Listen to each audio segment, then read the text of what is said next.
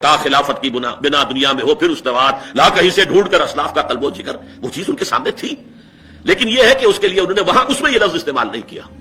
البتہ یہ کہا ہے کہ یہ سارے جو اثرات جو ہیں غلط ان کے اسلام کے پردے پر آ گئے تصورات پہ، ان سب کو ہٹا کر صحیح اسلام کی ایک تصویر دنیا کے سامنے پیش کریں، یہ ہے اصل نظریہ ہے پاکستان۔ اچھا، اس کے بعد ہوا کیا ہے؟ سن 30، 31، 32 میں 3 گول میز کانفرنس ہوئی، سب ناکام۔ ادھر قائد اعظم نے 14 نکات پیش کیے گئے، وہ بھی نامنظور۔ میثاق لکھنؤ ناکام، اور نہرو رپورٹ آئی وہ بالکل ہی برعکس، 14 نکات پیش کیے وہ بھی رد، اور یہ کہ کانگریس نے کہا کہ ہم مسلمان عوام سے براہ راست رابطہ کریں گے، تو انتہائی مایوس ہو گئے قائد اعظم کانگریس سے۔ لیکن اس کے ساتھ ہی وہ مسلمانان ہند سے بھی مایوس تھے۔ ان کا یہ قول ہے جو انہوں نے شیخ محمد اکرام ان سے کہا ہے آکسفورڈ میں اسی زمانے میں، کہ میں اس ملک میں جا کر میرا کیا رول ہو سکتا ہے؟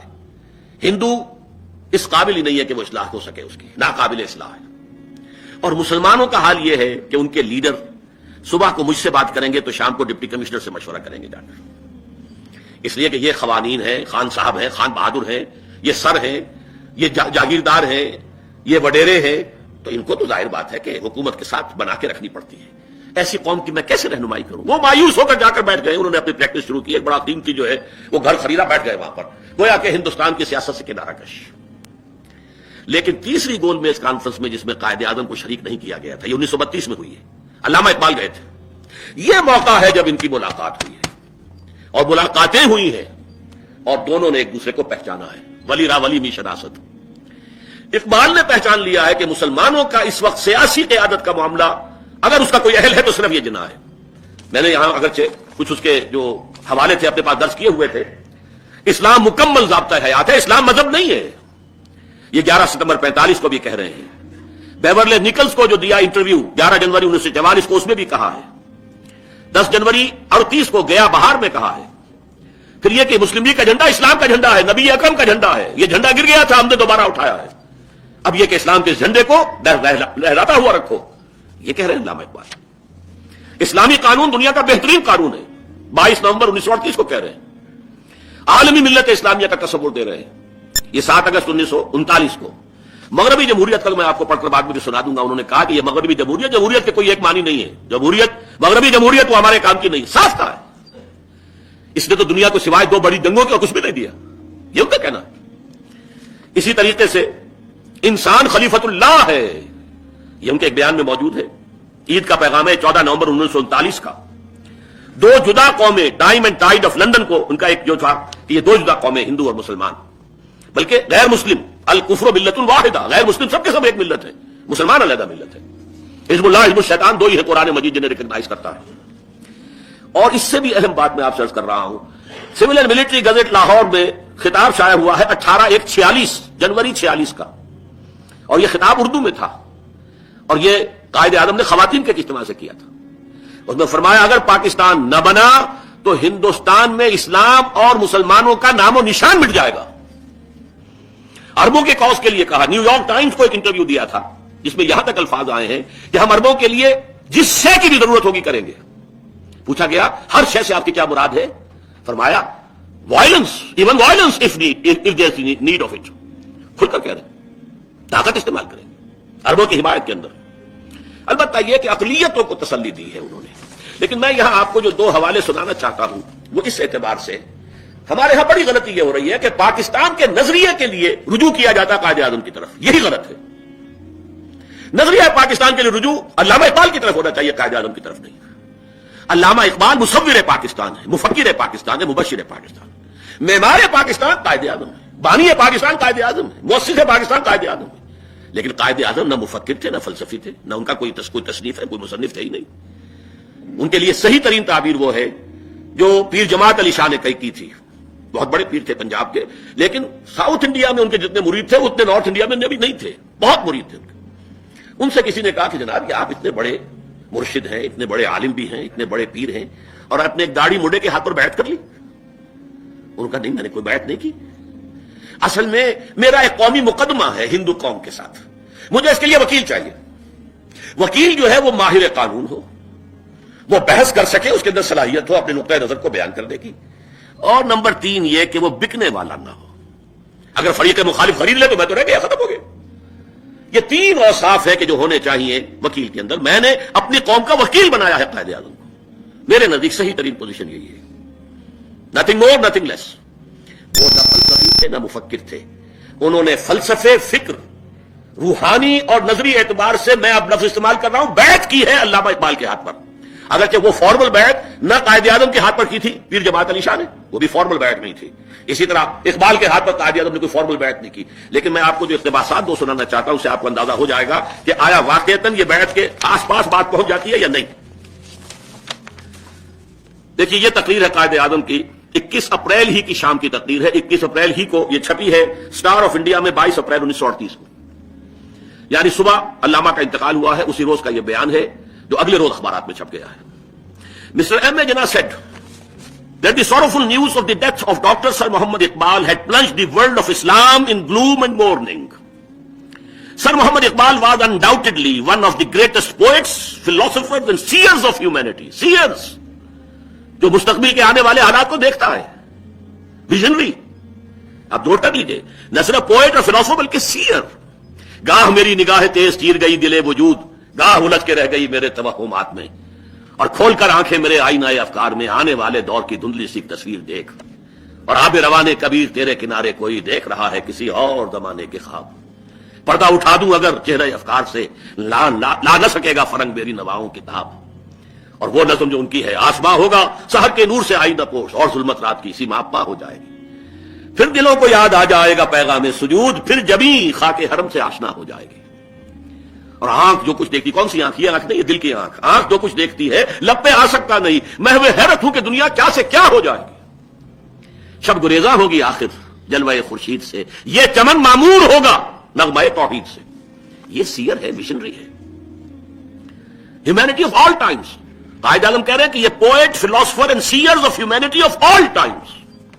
آگے چلیے، to me he was a personal friend number 1، philosopher number 2، and guide number 3, and as such the main source of my inspiration number 4, and spiritual strength and support۔ ان 5 الفاظ کے بعد کوئی کسر بیعت میں رہ گئی ہے؟ To me he was a personal friend, philosopher and guide، رہنما وہی ہے، and as such the main source of my inspiration and spiritual support۔ یہ ساری چیزیں مجھے اقبال سے ملی ہیں، اور واقعہ یہی ہے۔ اس لیے کہ اس سے پہلے جو قائد اعظم تھے وہ صرف مسلمانوں کے حقوق کے لیے ایک دفاعی جنگ لڑ رہے تھے، کسی طریقے سے مسلمانوں کے حقوق جو ہے ان کو محفوظ کیا جا سکے۔ اسلام وغیرہ کا کوئی معاملہ ان کے سامنے نہیں تھا، نہ وہ مذہبی آدمی تھے۔ ہاں مسلمان تھے، مسلمان ہونے کے ناطے مسلمانوں کی بہبود، مسلمانوں کی فلاح، مسلمانوں کے مفادات، مسلمانوں کے مصالح، اس کے لیے وہ میدان میں تھے۔ لیکن یہ علامہ اقبال کا معاملہ صرف مسلمانوں کا نہیں، اسلام کا ہے۔ کتاب ملت بیضا کی پھر شیرازہ بندی ہے، اب تو یہ اسلام کا احیاء ہونے والا ہے۔ دوسرا میں آپ کو سنا دوں، یہ پھر اقبال ڈے ہے، اور یہ چھپا ہے 26 مارچ 1940۔ یوں سمجھیے کہ 23 مارچ 1940 کو پاکستان ریزولوشن پاس ہوا، اس وقت قائد اعظم لاہوری میں ہے، 26 مارچ کو یہ بیان دے رہے ہیں۔ ذرا آپ اندازہ کیجئے، if I live to see the ideal of a Muslim state being achieved in India، اگر میری زندگی میں یہ جو ہم نے ایک منزل معین کی ہے کہ مسلم اسٹیٹ ایک علیحدہ قائم ہو، اگر میری زندگی کے اندر یہ ہمارا نصب العین پورا ہو گیا، and then I were then offered to make a choice between the works of Iqbal and the rulership of the Muslim state, I would prefer the former۔ اگر اس وقت میرے سامنے یہ چوائس رکھا جائے کہ چاہو تو علامہ اقبال کی تصانیف لے لو اور چاہو تو اس ملک کی حکومت لے لو، تو میں علامہ اقبال کی تصانیف کو ترجیح دوں گا، انہیں قبول کروں۔ بتائیے کوئی کسر رہ گئی ہے بیعت میں؟ میں یہ بات کہہ رہا ہوں اور یہ آپ لوگ دانشور بیٹھے ہوئے یہاں پر، اس رخ کو بدلیے۔ نظریہ ہے پاکستان کی سورس علامہ اقبال ہے، قائد اعظم نہیں ہے۔ خود کہہ رہے ہیں، ڈنکے کی چوٹ کہہ رہے ہیں، my source of main source of inspiration and spiritual strength, یہ علامہ اقبال ہے۔ اور سنیے، in April 1936, continuing, Mr. Jinnah said that in April 1936 he thought to transform the Muslim League, which was till then only an academical institution۔ 1936 تک کہہ رہے ہیں قائد اعظم کے مسلم league جو ہے وہ کوئی عوامی جماعت تھی نہیں، کوئی سیاسی جماعت تھی نہیں، ایکڈیمیکل انسٹیٹیوشن، پارٹی کا لفظ بھی استعمال نہیں کر رہے ہیں۔ اس وقت تک وہ صرف ایک اکیڈیمیکل انسٹیٹیوشن تھی، تو میں چاہتا تھا کہ اس کو ٹرانسفارم کروں into a parliament of the Muslims of India, کہ مسلمانوں کا اپنا ایک پلیٹ فارم ہو، تمام ہندوستان کے مسلمانوں کے نمائندے وہاں آ رہے ہو تو معلوم ہو کہ وہ ورچوئل پارلیمنٹ بن جائے مسلم انڈیا کی۔ اس کے بعد وہ کہتے ہیں from that time to the end of his life he continued Iqbal stood like a rock by him. Iqbal, Mr. Jinnah said, was not only a great poet who had a permanent place in the history of the world's best literature, he was a dynamic personality who during his lifetime made the greatest contribution towards rousing and developing of Muslim national consciousness۔ اب بتائیے، اور یہ سارے اور زیادہ تفصیل کے ساتھ آپ کو بیانات جو اس کتاب میں مل جائیں گے۔ تو میرا پوائنٹ یہ ہے در حقیقت کہ اگرچہ تحریک مسلم لیگ اور تحریک پاکستان کا بنیادی جو ہے جذبہ وہ تو منفی تھا، خوف، ایک بڑی قوم کا خوف، ہندو کا خوف، ڈومینیشن کا خوف، ایکسپلائٹیشن کا خوف، لیکن اس میں 1930 سے علامہ اقبال نے انجیکشن لگایا ہے ایک مثبت جذبہ احیاء اسلام کا۔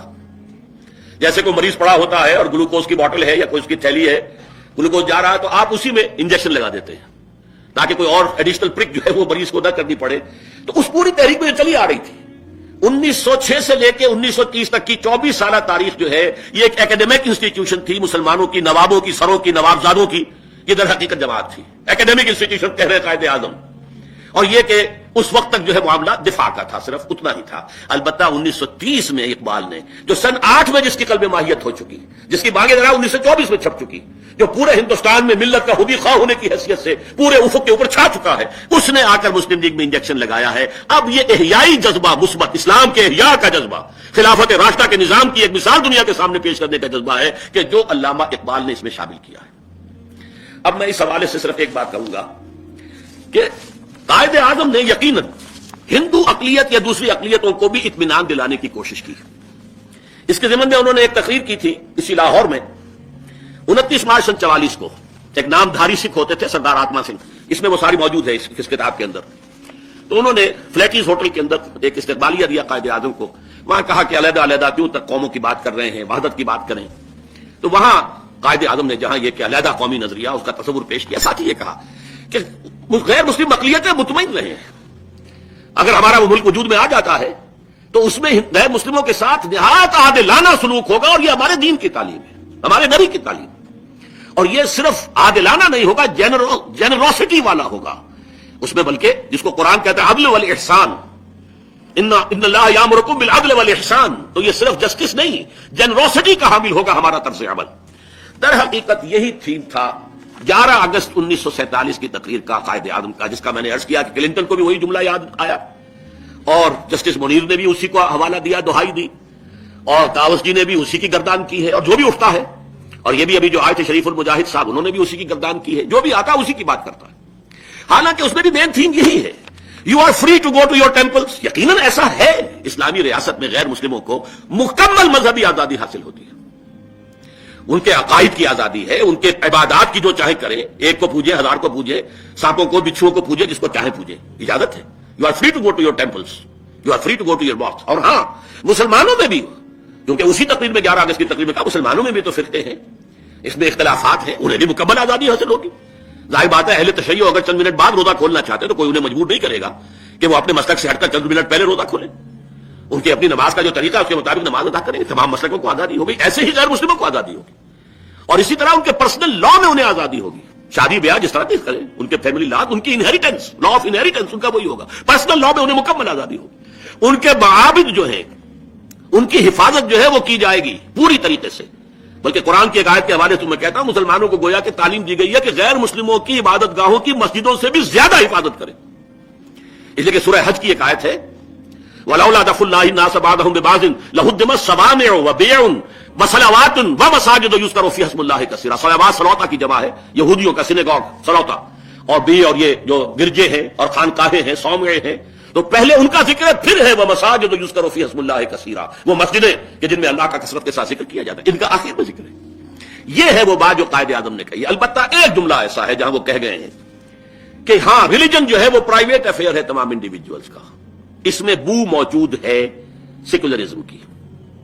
سیکولرزم کا اصول یہی ہے کہ تمام مذاہب ایٹ پار ہیں، ہر فرد کو مذہبی آزادی مکمل ہے۔ آج امریکہ میں ہے، جائیے آپ مسجد بنائیے، زمین خریدیے، مسجد بنائیے، کوئی آپ کو روکنے والا نہیں، کہیں بھی جائے، یہ مذہبی آزادی۔ البتہ دین جو ہے، نظام، وہ کسی مذہب کے حوالے سے نہیں ہوگا. وہ لوگ اپنی مرضی سے اپنے نمائندوں کی اکثریت کے حوالے سے جو چاہیں گے قانون بنائیں. یہ سیکولرزم ہے. سیکولرزم لا دینیت ہے. اس لیے علامہ اقبال نے جو پھپتی چست کی تھی مصطفیٰ کمال پاشا پر، لا دینی و لاطینی کس پھیر میں الجھا تو، یہ لا دینیت جو ہے سیکولرزم ترکی کا، ہمارے پرویز مشرف صاحب نے آتے ہی اس کا حوالہ دیا تھا مصطفیٰ کمال پاشا کا. چاک کر دی ترک نادا نے خلافت کی قبا، سادگی اپنوں کی دیکھ اوروں کی عیاری بھی دیکھ، اور لا دینی و لاطینی کس پھیر میں الجھا تو، دارو ہے غلاموں کا لا غالب الا ہو. تو یہ لا دینیت ہے در حقیقت، لا مذہبیت نہیں ہے. مذہب تو سب کا ہے. لیکن میں نے جیسا کہ 3-4 آپ کو حوالے دیے ہیں، اگر ہم آپ اس کے ساتھ قائد اعظم کی پچھلی تقریروں کو دیکھیں گے تو وہ اسلام کو ریلیجن کہتے ہی نہیں. اسلام کا ایک حصہ ریلیجن کا ہے. عبادات، عقائد، رسومات، یہ ریلیجن ہے. یہ پرائیویٹ افیئر ہے. یہ شیعہ اپنے طور پر کرے، سنی اپنے طور پر کرے، اور یہ کہ حنفی اپنے طور پر، مالکی اپنے طور پر، اہل حدیث اپنے طور پر کرے. یہ ہے مذہب. دین جو ہے جب وہ کہتے ہیں اسلام تو کوڈ آف لائف ہے، اسلام تو نظام زندگی ہے، یہاں تک الفاظ ہیں کہ اسلام تو انسان کے صبح بیدار ہونے سے رات کو سو جانے تک ہر عمل کے ضمن میں ہدایت دیتا ہے. یہ الفاظ ہیں، آپ کو انہی جو اقتباسات ہیں ان کے اندر مل جائیں گے. کامل کوڈ ہے یہ اسلام. تو معلوم ہوا کہ وہاں صرف یہ جملہ کہنے سے رہ گیا ہے، ورنہ یہ کہ جب وہ کہتے ہیں کہ مذہب تو ہر ایک کا انفرادی معاملہ ہے، تو اسلام کو تو وہ مذہب نہیں مان رہے، اسلام کو ریلیجن نہیں مان رہے، اس کو کوڈ آف لائف کہہ رہے ہیں، کانڈکٹ آف لائف کہہ رہے ہیں، نظام زندگی کہہ رہے ہیں. اس حوالے سے لیکن یہ ضرور ہے کہ میں پھر یہ کہوں گا کہ یہ ماننا پڑتا ہے کچھ بو اس میں ہے سیکولرزم کی. آخر اتنا لوگوں نے شور جو مچایا ہے تو کہیں انگلی رکھنے کی جگہ ملی ہے تو انہوں نے وہاں پر جو ہے عمارت تعمیر کر دی ہے. لیکن اس کی تعویل کیا ہے، توجیہ کیا ہے؟ دیکھیے یہ جملہ ایسا ہے کہ غلام احمد پرویز صاحب اگرچہ ہمارے نزدیک تو وہ کوئی پسندیدہ شخصیت نہیں تھے، اس لیے کہ سنت کا انکار اور حدیث کا استخفاف کر کے وہ مسلمانوں کو مین سٹریم سے کٹ گئے تھے. ان کے تو کفر کے بھی فتوے جو ہیں بنوری ٹاؤن سے 500 علماء کے دستخطوں سے شائع ہو گیا تھا. لیکن اس میں کوئی شک نہیں کہ وہ شخص قائد اعظم اور مسلم لیگ دونوں کا عاشق صادق تھا. آخری دم تک پاکستانی تھا، پہلے سے پاکستانی تھا. جب وہاں وہ دہلی میں سیکریٹریٹ کے اندر ملازمت کر رہے تھے تب بھی وہ خطیب پاکستان تھے. 2 تھے وہاں پر، غلام احمد پرویز اور مولانا شام الحق تھانوی. یہ 2 ہی تھے دلی کے اندر کے جو اسلام کا اور مسلمانوں کا اور مسلم لیگ کا جو راگ الاپتے تھے. ان کو بھی دقت ہوئی ہے قائد اعظم کے اس بیان کی تعویل نہیں کر سکے. انہوں نے توجہ یہ کی ہے کہ معلوم ایسا ہوتا ہے کہ پاکستان کے قیام کے فوراً بعد جو حالات انتہائی سمجھیے تشویشناک اور بہت ہی گھبرا دینے والے تھے، پیسہ ایک پاس نہیں، تنخواہ دینے کو ہے نہیں پیسہ. وہ تو سر آدم جی نے ایک چیک دیا ہے تو وہ سینٹرل گورنمنٹ کے ملازمین کو تنخواہ دینے کے لیے پیسہ ہوا. بھارت نے پیسے بھی روک لیا، ہتھیار بھی روک لیے. مہاجرین کا سیلاب چلا رہا، سیلاب چلا، ٹرین پر ٹرین، قافلے پر قافلے، انہیں ریہیبلیٹیٹ کرنا ہے، اس کے لیے پیسہ چاہیے. تو ان کا کہنا یہ کہ آصاب جواب دے گئے قائد اعظم کے، اور اس کیفیت میں ان سے یہ الفاظ نکل گئے. یہ ہے غلام احمد پرویز کی توجیہ. مجھے اس سے اختلاف ہے. میں یہ سمجھتا ہوں کہ قائد اعظم یوں سمجھیے کہ بڑے ہی آہنی اعصاب والے آدمی تھے، اسٹیل نرس، ان چیزوں سے متاثر ہونے والے نہیں تھے. میرے نزدیک تعویل یہ ہے، اور یہ بھی میں کہتا ہوں کہ وہ جھوٹے آدمی نہیں تھے. انہوں نے 10 برس تک جو راگ الاپا تھا وہ ہرگز منافقانہ نہیں تھا. وہ یہ نہیں تھا کہ صرف وقتی طور پر مسلمان قوم کو اپنے اس یعنی نعرے پر جمع کر لینا ہی مقصود ہے. نہیں، ان کے جو دل میں ہوتا تھا وہی باہر ہوتا تھا، زبان پر ہوتا تھا. تو اصل میں انہوں نے یہ جو ان کی سوچ میں بتا رہا ہوں جو میرے نزدیک، یہ میں لکھ چکا ہوں آج سے 15 برس پہلے استحکام پاکستان نامی اپنی کتاب میں، اور یہ اس میں بھی موجود ہے جو آپ کو دیا گیا ہے کتابچہ، کہ اصل میں اگر ہندوستان ایک وحدت کی حیثیت سے آزاد ہوتا تو مسلمان اقلیت میں تھے، اس کا کوئی سوال ہی نہیں تھا کہ مسلم تہذیب اور کلچر اور مسلم نظام اور قانون اور شریعت نافذ ہو سکتا، سوال ہی نہیں تھا. اب جب ہم نے مسلم میجورٹی کا ملک بنا لیا تو خالص مغربی جمہوریت کے اصول کے تحت بھی تو یہاں اسلام آ سکتا ہے. میجورٹی رولی ہے نا، مغربی جمہوریت کیا کہتی ہے؟ پارلیمنٹ میں نمائندے جو ان کی اکثریت جو چاہے قانون بنائے نافذ کرتے. تو وہ ملک جب بن گیا ہے کہ جہاں پہ ایک عظیم اکثریت مسلمانوں کی ہے، تو اگر مسلمان واقعی چاہتے ہیں تو مغربی جمہوریت کے اصول کے تحت بھی یہاں اسلام آ سکتا ہے. لہذا اس کی ضرورت نہیں ہے، بلکہ اس میں نقصان ہوگا کہ ہم اسلام کا ڈھنڈورا پیٹ کر پوری لادینی دنیا کو اس وقت جو ہے لادینیت جو ہے اس کا ڈنکا بج رہا ہے پوری دنیا کے اندر، اسے اپنا دشمن بنا لیں. اس حوالے سے کچھ جو ہمیں چاہیے تھوڑا سا جسے آپ کے بریدنگ سپیس ہمیں کچھ مل جائے کہ یہ اسی پروسیس سے ہو کر مسلمانوں کے مطالبے کے تحت مسلمانوں کی ایک کلیکٹو جو ان کی سوچ ہوگی انتخابات کے اندر، اور اس کے نتیجے میں یہاں اسلام آ جائے گا جمہوری دباؤ کے تحت. اس لیے انہوں نے یہ انداز اختیار کیا ہے. اور یہ مجھے اختلاف ہو سکتا ہے، آپ کو بھی اختلاف ہو سکتا ہے، لیکن میرے نزدیک توجہ یہ ہے جھوٹ نہیں تھا. اس لیے کہ اسی میں اب دیکھیے میں آپ کو 2 حوالے دے رہا ہوں. اسٹیٹ بینک آف پاکستان کا افتتاح کر رہے ہیں، یہ ہو رہا 48 میں، وہ تو 47 کا بیان ہے، یہ بھی ہمارے اس کتاب کے اندر موجود ہے. I shall watch with keenness the work of your research organization in involving banking practice compatible with Islamic ideals of social and economic life. The economic system of the West has created almost insoluble problems for humanity. It has failed to do justice between man and to eradicate friction from the international field. The adoption of Western economic theory and practice will not help us in achieving our goal of creating a happy and contented people. We must work our destiny in our own way and present to the world an economic system based on true Islamic concept of equality of manhood and social justice. पूरे निजाम की बात कर रहे हैं. जमहूरियत के बारे में भी आपको मिल जाएगा. इस वक्त मैं अब वक्त जो है काफी हो चुका है, इसलिए मैं उसको नहीं सुना रहा कि जमहूरियत एक है नजरी जमहूरियत, एक है अमली जमहूरियत. तो ये तो बिल्कुल गिरगिट की तरह रंग बदलती है, जिस मुल्क में आती है उसी का अंदाज इख्तियार कर लेती है. हमें अपने उसूलों के मुताबिक जमहूरियत लानी है. ये बरबला उन्होंने कहा है, इन इख्तिबासात के अंदर वो बात मौजूद है. और इसके ज़िम्न में मैं आखिरी जो हवाला देना चाह रहा हूं, बहुत ही दिलचस्प हवाला है. एक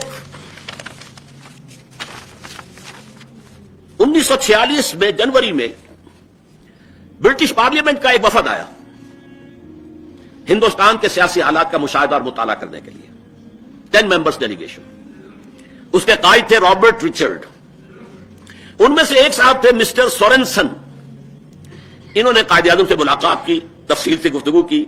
वापस जाकर उन्होंने किताब लिखी माई इंप्रेशन ऑफ इंडिया. अब जरा अंदाजा कीजिए उसके अल्फाज. ही, that is Jinnah, is a sword of Islam resting in a secular scabbard. ये जिना जो है ये इस्लाम की एक तलवार है जो एक सेक्युलर नियाम में रखी हुई है. ये मजहबी आदमी नजर नहीं आता, इसके दाढ़ी नहीं है, इसका जो है आम लिबास वजाकता जो है वो मौलवियाना नहीं है, but is the sword of Islam. ये सारा जो ऊपर है ये तो नियाम है जो हमें नजर आ रहा है, ये तो सेक्युलर है, ये मगरबी तहजीब का जो भी आसार है. अब ये कौल जो है जरा नोट कीजिए, यही मैं समझता हूं और ये तो मेरे इल्म में अब आया है. मैंने आज से 15 बरस पहले तावील की है कि उन्होंने दर हकीकत ये चाहा कि इस्लाम यहां आए, लेकिन आए इसी उसूल के तहत. मेजॉरिटी यहां है. अब ये दूसरी बात है कि क्यों नहीं आया. वैसे तो यह कि जितना आया वो भी इसी उसूल के तहत आया. आखिर अवामी दबाव था तो करारदाद मकासद पास हुई ना. सेक्युलरिज्म की तो नफी उसमें हो गई. सॉवरेंटी बिलोंग्स टू गॉड, बात खत्म हो गई. सरवरी ज़ेबा फकत उस आते में हम ताको है, हुक्मरान है एक वही, बाकी मुताने आखिरी. इसी तरीके से फिर उसके बाद जो है जो कुछ हुआ है यहां पर, हालांकि कायदे अवाम जुल्फिकार अली भुट्टो दस्तूर बना रहे हैं और वो भी वहां पर इस्लामी दफात लाने पर मजबूर हो गए. क्यों? कोई दबाव है ना आखिर अवाम का, कोई हकीकत है जिसे तस्लीम किया जाता है. अभी ये आए थे, इन्होंने भी कहा था, कुछ कदम पीछे हटाने शुरू किए थे, फिर क्यों वापस आ गए? कोई दबाव है ना. आखिर वो इस्लामी दफात क्यों शामिल कर दी गई पीसीओ के अंदर? तो वैसे तो ये प्रोसेस चल रहा है, लेकिन बहुत स्लो है, बहुत स्लो है, बहुत स्लो है. और खाक हो जाएंगे हम तुमको खबर होने तक. कहीं ऐसा ना हो कि अल्लाह ताला की तरफ से मोहलत खत्म हो जाए और हम उस मंजिल पर पहुंचे ना. लेकिन इसका इल्जाम मैं असल में देता हूं मजहबी जमातों को, जिन्होंने पावर पॉलिटिक्स में शामिल होकर बेड़ा किया है इस्लाम का. यहां पर मुतालबा करते कि लाओ इस्लाम, हमें हुकूमत नहीं चाहिए, हमें इस्लाम चाहिए, इस्लामाबाद नहीं चाहिए, इस्लाम चाहिए, लाओ. एक प्रेशर मूवमेंट चलाते. मूवमेंट चली है सेक्युलर. अगर अयूब के खिलाफ तहरीक चली जमहूरियत के नाम पर, उस जमहूरियत के बटन से बरामद हो गया जुल्फिकार अली भुट्टो. शामत आमाल मासूरत भुट्टो गिरफ्त. फिर तहरीक चली और वो भी मजहबी जमातों की सारी कुव्वत उनकी, लेकिन ये उसका नतीजा कुछ हासिल नहीं होता. खालिस दीनी इशू पर आज तक यहां कोई तहरीक नहीं चलाई गई. जबकि अयूब खान ने यहां पर नाफिज किया था, वो ऑर्डिनेंस था पहले, फैमिली लॉ ऑर्डिनेंस, फिर वो कानून बना और उसको सब कहा, शिया सुन्नी देवबंदी बरेलवी अहले हदीस जमात इस्लामी सब की टॉप की क़यादत ने कहा यह गैर इस्लामी है. तहरीक नहीं चलाई, वो नाफिज हुए, कानून बना और 11 बरस तक इस्लाम की डफली बजाते हुए जो है ज़ियाउल हक साहब वो भी उसको नाफिज करते रहे. और मैंने उसी बुनियाद पर इस्तीफा दिया था 5 जुलाई 1982 को यहां गवर्नर हाउस में कि आपके हैंडपिक्ड उलमा बैठे हुए वहां पर. तकी उस्मानी को किसने मुंतखब किया है? पीर करम शाह साहब को किसने मुंतखब किया है? इसी तरीके से मलिक गुलाम अली को किसने मुंतखब किया? आपने किया है ना. उनके इल्म पर, उनके तकवा पर, दयानत पर एतमाद है तो किया है. और आपने फैमिली लॉज पर भी हाथ बांध दिया कि बात नहीं कर सकते आप. फिर ये औरतों को कौन मुतमईन करेगा? मैंने कहा यही आपकी सोच का अगर आलम है तो फिर मेरा आपका रास्ता साथ नहीं चल सकता. ये मेरा इस्तीफा है. ये सूरत असल में दीनी जमातों का गलत तर्ज अमल है जिसने यहां रफ्तार कम करवाई है.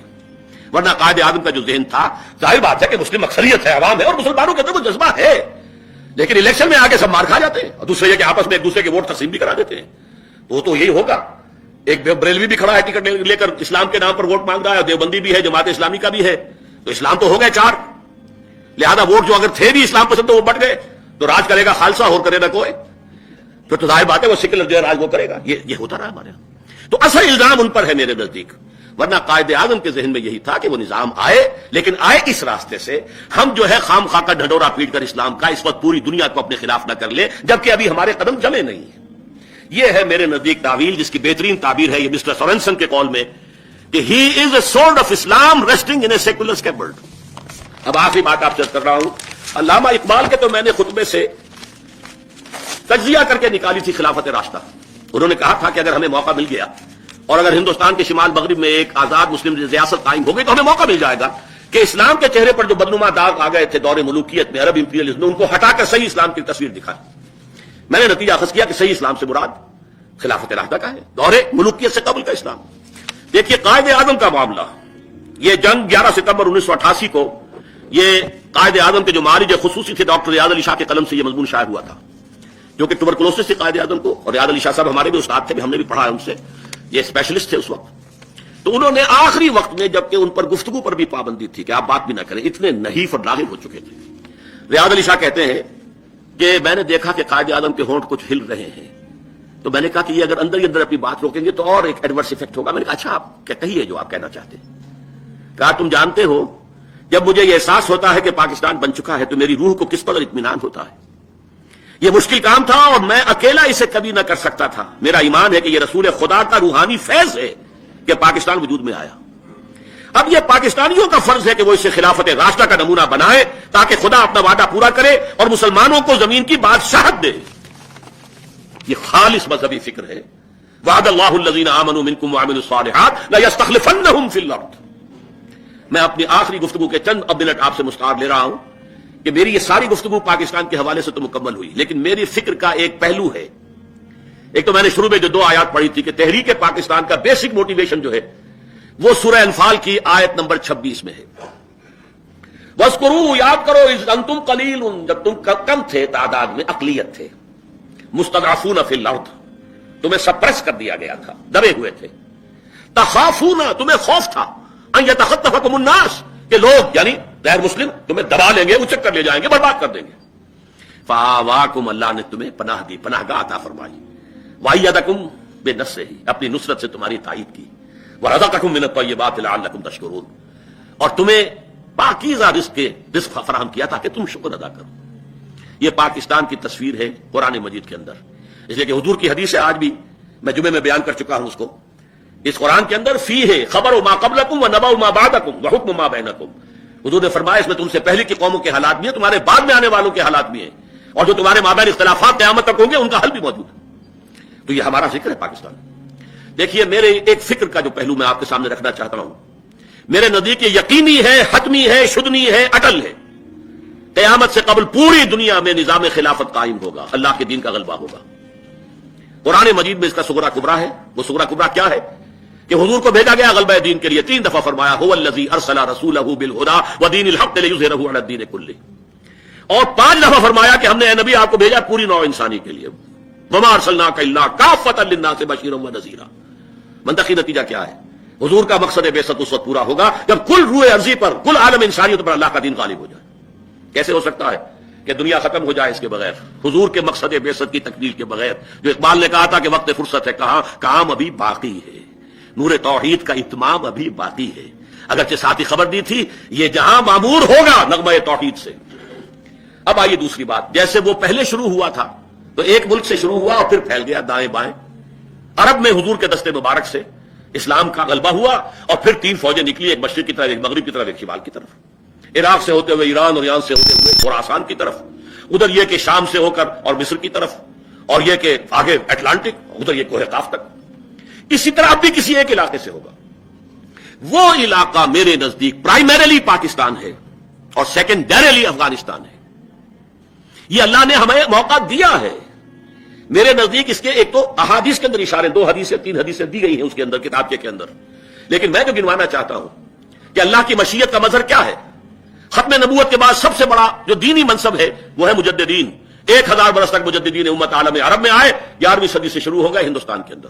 مجدد الفسانی، شاہ ولی اللہ دہلوی، سید احمد بریلوی، شیخ الہند مولانا محمود حسن، اور پھر عظیم ترین شخصیت علامہ اقبال جیسا مفکر، مولانا مودودی جیسا مصنف، مولانا الیاس جیسا مبلغ، پوری دنیا میں ان کی پیرل شخصیتیں کوئی ہے ہی نہیں.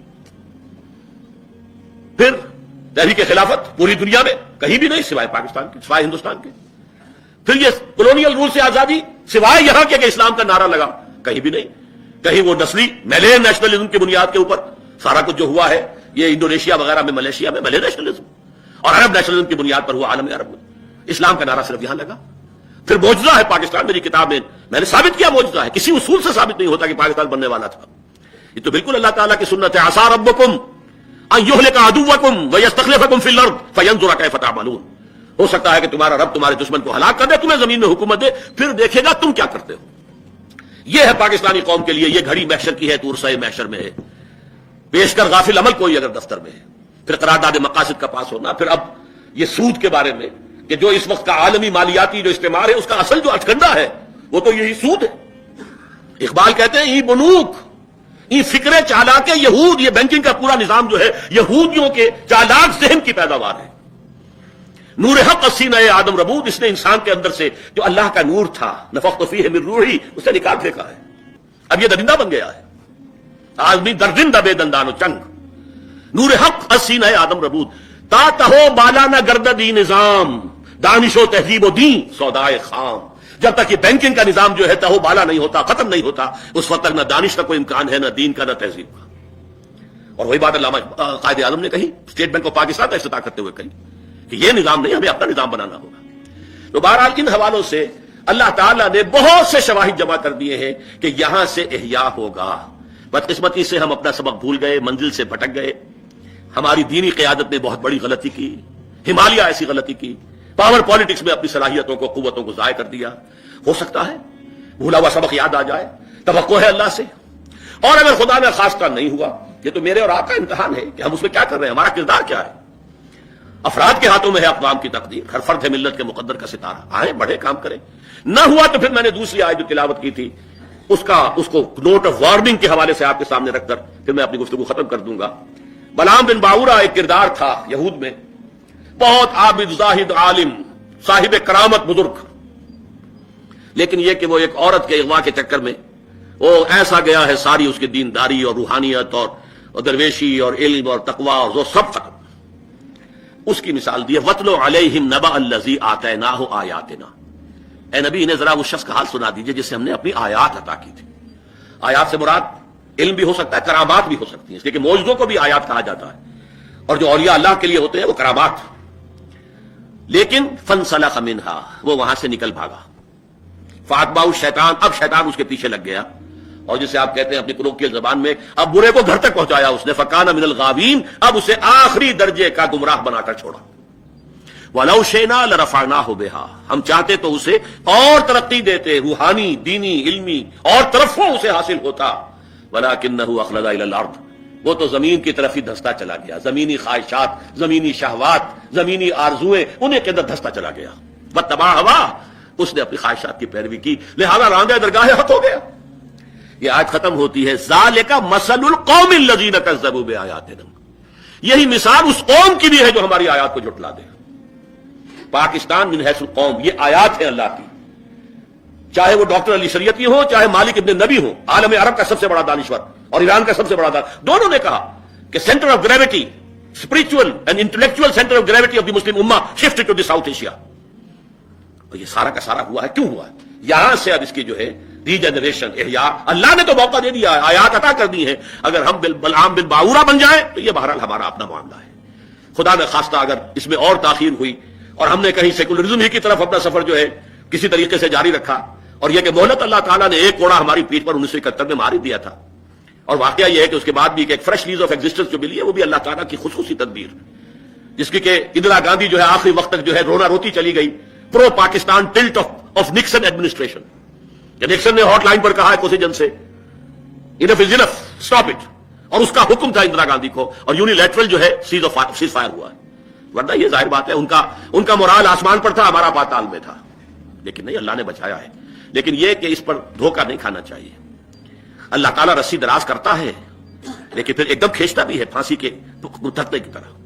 ایسا نہ ہو کہ ہم بلعام بن باورہ بن جائیں، لیکن اس کے لیے ہم میں سے ہر ایک کو کمر کسنے کی ضرورت ہے، اور اس کے لیے اپنی اپنی مساعی کو ان صلاتی و نسکی و محیای و مماتی للہ رب العالمین اس انداز میں اپنے آپ کو اس دین کے احیاء اور نظام خلافت علی منہاج النبوہ کے قیام کے لیے وقف کرنا چاہیے۔ میں آپ حضرات کا بہت ہی ممنون اور مشکور ہوں